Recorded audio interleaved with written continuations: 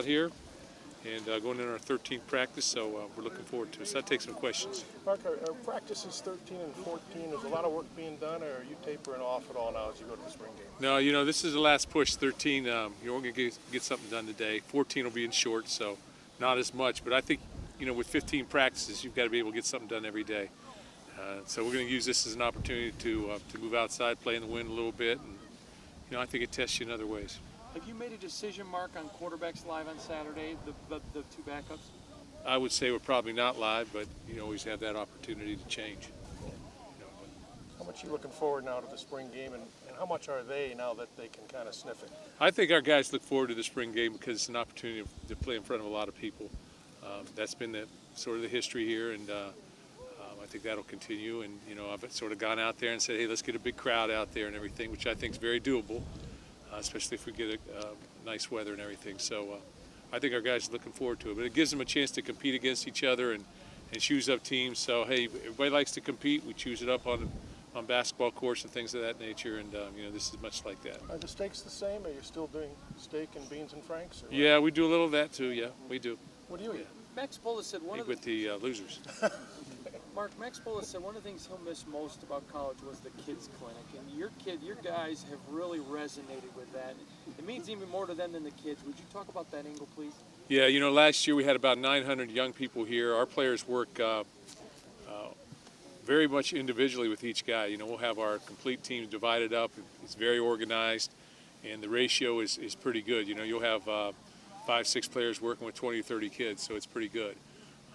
I would anticipate even more coming this year just by just the sheer numbers that we're hearing right now. So it should be an exciting day for everybody, an opportunity for a lot of our young people to meet our players and be a part of a little bit of a part of our program. What are you hearing?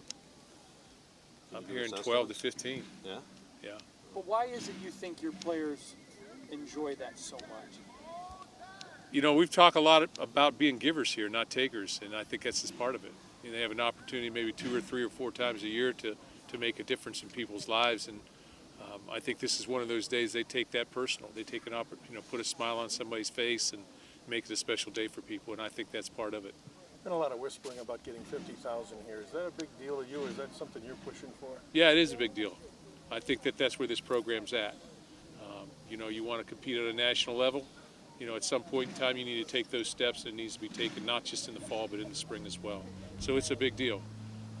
We want to make this as much like a Midnight Madness thing as we can. That's an event at Michigan State, Midnight Madness. We want to make their spring game an event. I think it can become that. I think based on our success at this point, it warrants that. And I'm looking forward to people coming out and having a great time. How would you evaluate things now through 13, 12 practices? I don't think you're ever satisfied. You're trying to get better, trying to continue to move forward. And so, we see some good things. You see some things you want to see get better. It just depends on really in which room you're sitting in, really, to be honest with you. And that's usually a good thing. But our guys are playing hard. We've got numbers.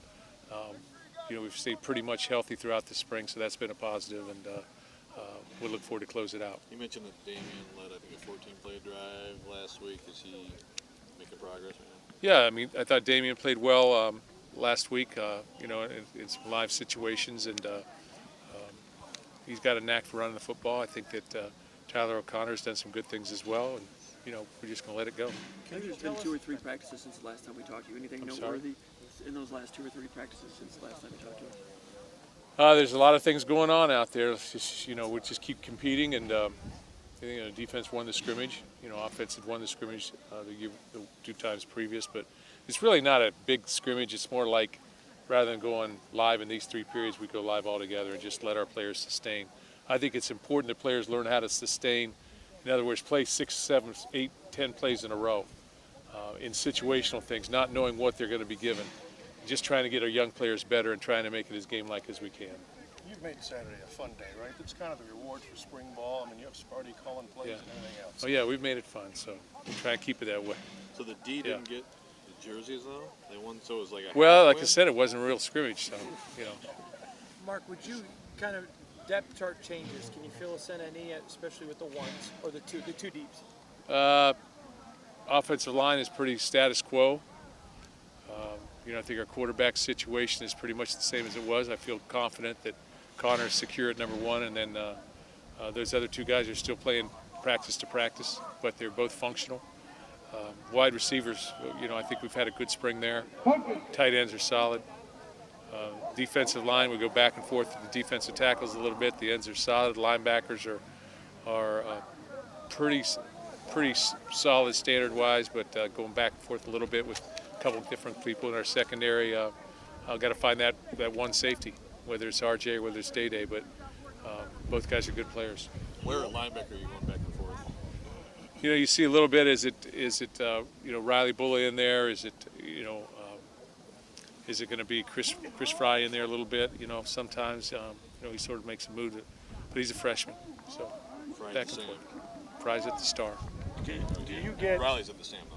Yeah, but we Yeah, can the two intermix is people. moving up, that's- Yeah, Darian Harris can move in and out of those positions. at those position groups? Do you get anxious to see how they draft out tomorrow, just to kind of step away from it and see what the players think about those situations? No, I think our players have figured it out. They want to draft the best team, so it's usually by what do they need? Where's the biggest separation between which position groups? Because we're going to draft out that position group. So they figured out how to get the best team, and that's what they're going to do. Mark, a little bit off topic, but the Northwestern players are voting Friday on the whole union thing. I wondered what your stance is on that. Coach Fitzgerald's probably in a tough spot over there. Yeah, I'm just working on spring ball. Hey, well, Mark, Andre Sims, we know what happened at punt returner, but at wide receiver, when he's gotten some chances, has done some things. Is he making any movement at all?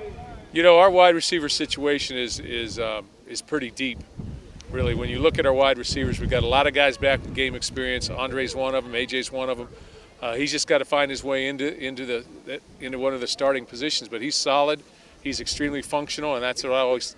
As a guy functional, can he go in and compete and win for us? And I think he can. But we've got a lot of players at that position. When you start naming the names that have played here in the last couple of years, got a lot of guys in there. So status quo on the offensive line, does that mean Cruz is still holding on to that number one Yeah, spot? I think Connor's had a good spring. How's Demetrius Cox doing? I think he's had a good spring, and he's solidifying himself as one of the top 5 guys. Nickel guy at least, or he's got a good Very, shot. very least. I thought he had a very solid scrimmage last week, and he's athletic. He can run. He's a baller. I know Mike Suit had a setback, but how was he playing before that this spring? Matt's been solid. He's made a move into transitioning, to the F position, and running with ones sometimes the twos. But you can see why he led the state in pass receptions 2 years in a row, and is a high school player. Because you have a clear-cut number one at quarterback, will you have more reps for other guys than normal in the spring game or not? We'll probably play one of those quarterbacks both sides a little bit, so Connor doesn't play the whole game. But we're going to try and make it fair.